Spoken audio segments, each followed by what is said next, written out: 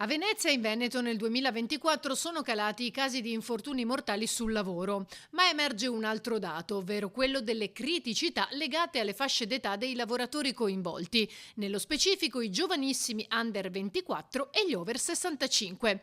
Un dato che emerge dal report realizzato dall'Ordine dei consulenti del lavoro di Venezia sui dati INAIL. Sono 2 fasce estreme, quindi 2 fasce di classi d'età sensibili, quindi i lavoratori che vanno attenzionati dal punto di vista infortunistico, proprio perché riguardano per i giovanissimi, quindi per gli under 24, gli infortuni che avvengono anche in ambienti scolastici, laboratori e palestre, quindi rientrano nel numero delle persone infortunate anche gli studenti.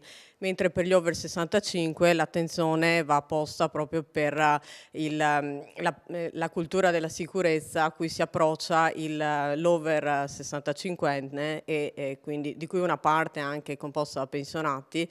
Sarebbe interessante esplodere anche la tipologia di danno che consegue a un infortunio nell'ambito della scuola. In genere sono di piccola entità, contusioni, qualche caso di frattura per chi si infortuna facendo ginnastica, cadute dalle scale, eccetera.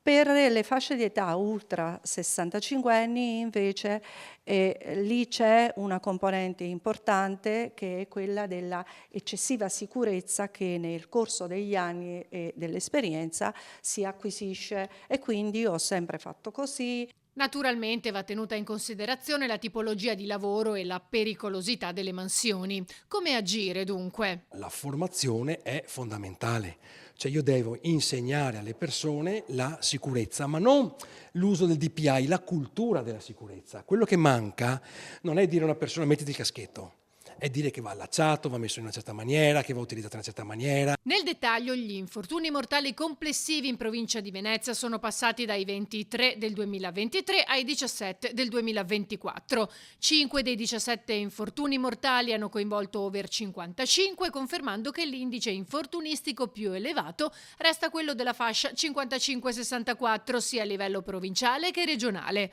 Sul piano regionale, poi, il Veneto registra nel 2024 un totale di 89 infortuni mortali, in calo rispetto ai 112 del 2023.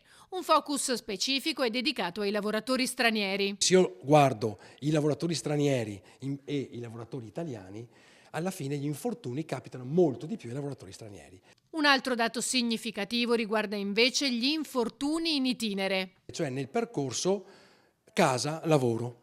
Si è notato che c'è stato addirittura un aumento del 20%. Però è un fenomeno che dobbiamo capire